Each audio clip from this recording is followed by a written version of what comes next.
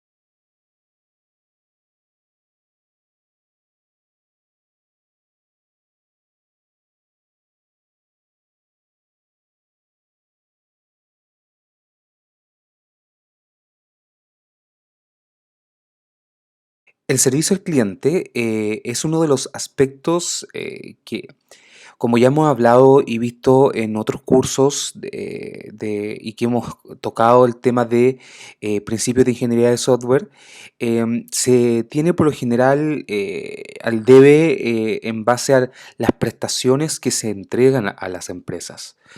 Un usuario o una empresa que adquiere software, por lo general, uno de los puntos que más cuestiona es que el soporte posterior a la compra no es el apropiado, el personal que se coloca para generar ese servicio al cliente no es el mejor, en el sentido de que no tiene el conocimiento necesario para resolver las preguntas. Por ende, hay que generar de todas formas una modalidad de poder medir qué tan bueno es ese factor, el servicio al cliente. Para eso encontramos, por ejemplo, el tiempo de respuesta para procesar las preguntas del cliente, cuánto se demoran en responder mis requerimientos y la frecuencia con que se establece una buena comunicación con los usuarios, o sea, que los usuarios están satisfechos con las preguntas, con las respuestas, con la atención que se le está entregando. Entonces, estos puntos son críticos, son importantes dentro de la medición de factores, debido a que son los ejes fundamentales que deberíamos tener en cuenta para poder pasar y hablar netamente de lo que son los riesgos que pueden existir en el desarrollo. Esta medición de factores de éxito crítico también traen consigo un riesgo asociado, que es el caso de que no se cumplan. Entonces también tenemos riesgos asociados al desarrollo de software y ese es el tema central de lo que estamos viendo en este momento.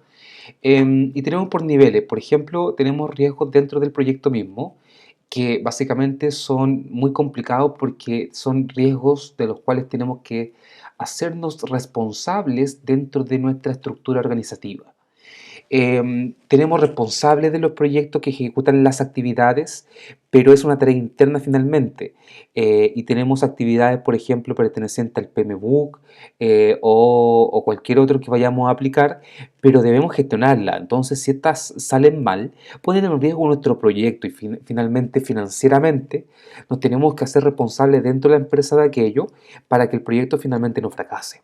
Que eso es una de las ventajas que incluso muchas veces vamos a encontrar lo que es la externalización.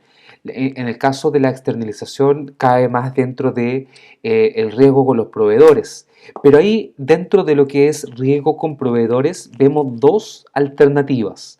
La primera es que nuestros proveedores sean críticos del sistema productivo o del proceso productivo y no nos traigan o no nos respondan con algo, o incluso, por ejemplo, podemos mandar a hacerle ciertos componentes de mi sistema.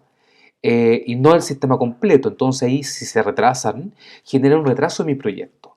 Y eso genera problemas dentro del proyecto, también de financiamiento, porque el tiempo que yo voy a tener a las personas sin trabajar debido a ese retraso, por ejemplo, si es que no tengo actividades supletorias, tengo que pagarlo.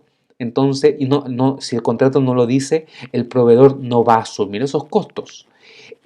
O simplemente le mandé a hacer el sistema al proveedor externo y el proveedor se ha demorado más. Ahí, por lo general, el problema es menor en el sentido de impacto financiero directo por pago. ¿Por qué? Porque ¿con qué nos topamos? Que si él se demora más, esos costos asociados a su demora los tiene que asumir él. Y si hicimos un buen contrato, además, por demoras finales se cobran multas, o sea, el proveedor me tendría que pagar una especie de indemnización por demoras extras. Dentro de la organización, puedo tener problemas organizacionales. Dentro de los cursos de teoría de organización se habla de los problemas y los conflictos organizacionales que pueden generar un impacto en el proceso productivo de la empresa. Por ende, eso es relevante, es importante que se considere dentro de los riesgos asociados al desarrollo de software. Para casi antes de terminar, tenemos el entorno exterior. ¿Qué pasa si hay un cambio de regulación sobre un sistema que estoy haciendo? Y justo me afecta. Y llevo invertido 20 millones de un total de 30. Es crítico, es crítico. Puede hacer que mi proyecto fracase y tenga que partir de nuevo. Entonces, eso es importante, muy importante que el entorno esté muy estudiado para que esos riesgos no se concreticen. Y la tecnología escogida. ¿Qué pasa si escojo una tecnología que queda rápidamente obsoleta? Si la tecnología queda rápidamente obsoleta, los sistemas van a quedar rápidamente obsoletos. Así que hay que tener una congruencia entre la tecnología que se va a utilizar y la duración que queremos que tenga nuestro sistema de información. Finalmente, dentro de lo que son los riesgos asociados a esto, El auditor debe preocuparse de hacer ciertas revisiones y comprobaciones que son claves dentro del proceso de desarrollo de software. El auditor debe medir y debe asegurarse que el proyecto va logrando las metas y los objetivos para el cual fue planteado. Y alguien podría decir, ok, pero eso lo hago en la mitad, lo hago cuando vaya terminando. No. Eh, Como la Gantt debe tener definidas ciertas actividades, yo puedo ir controlando que esas actividades se vayan cumpliendo y que se vaya cumpliendo el objetivo de la actividad en particular. Si la actividad de una planificación no se cumple, eso conlleva entonces como efecto de que lo más probable los objetivos del proyecto tampoco se vayan a cumplir. Además, se debe llevar a cabo la planificación del proyecto, incluyendo los cálculos efectivos de recursos, presupuesto y tiempos. Uno de los problemas más comunes es que generalmente las planificaciones de los proyectos no son realistas. Em, ¿Y por qué? Porque muchas veces se hacen planificaciones genéricas que no apuntan a cumplir el objetivo de control, planificación y ejecución con la cual deberíamos tener en una planificación de un proyecto. Y eso genera el problema finalmente que va a determinar que el proyecto no se va a guiar por esa programación. Entonces el auditor debe decir, hey, no, aquí el instrumento que sirve para llevar ese control y de guía, de hoja de ruta de las actividades que vamos a realizar es la planificación, es mi Gantt. Entonces hay que respetarla y si está mal hecha hay que volverla a hacer. Porque como digo, lo decía anteriormente, muchas veces se hace por cumplir y no porque se vaya a utilizar realmente. Se controlan los cambios del alcance y hay un nivel mínimo de software para evitar que se añadan requerimientos al diseño de software o se pierda el control del proceso de desarrollo. A ver, generalmente, ¿qué suele suceder? Ya lo hemos conversado anteriormente, pero lo que suele suceder en la empresa es que los requerimientos van mutando en el tiempo. Y esa mutación, por lo general, no hace que se cambie A por B, sino que se hace que sea A más B. O sea, esa mutación le añade elementos a esos requerimientos y no le quita o no lo reemplaza. En cualquier caso, si lo reemplazase y ese requerimiento ya está implementado y se acogiera a ese reemplazo, produce un retraso con sus costos y riesgos asociados. Si se le añade, también tiene costos y riesgos asociados. Entonces es importante de que el alcance del proyecto y los requerimientos no tengan una alta variabilidad. Eso quiere decir de que las personas, los usuarios,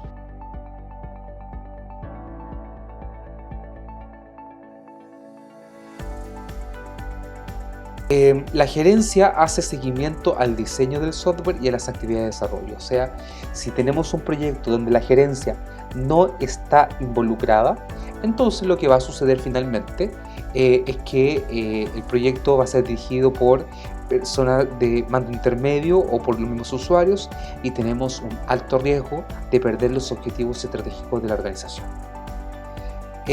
La alta gerencia respalda los esfuerzos de diseño y desarrollo del proyecto de software, debe respaldarlos. Si este proyecto no viene de la alta gerencia, las personas verán de que no es un objetivo organizacional y si no están los jefes detrás de esto, entonces va a ver de que a lo mejor no era tan relevante como lo habían pensado. Y finalmente se tienen que realizar revisiones periódicas y análisis de riesgos de cada etapa del proyecto. Las etapas cambian y mutan con el proyecto, por ende, y con la ejecución del mismo, con el pasar del tiempo. Por ende, no se pueden dejar ahí sin una claro control y revisión y actualización. Si tengo la capacidad de conocer y manejar aquellos elementos riesgosos dentro del proceso de adquisición, lo que hago es disminuir la probabilidad de que esos riesgos se concreten y por ende tenga que tomar acciones correctivas y que incluso muchas veces, a pesar de las mismas, el impacto va a seguir estando latente dentro de la ejecución del proyecto mismo, lo cual un auditor debe tener como punto clave definido y controlado al momento de hacer el diseño de la auditoría de adquisición de sistemas de información.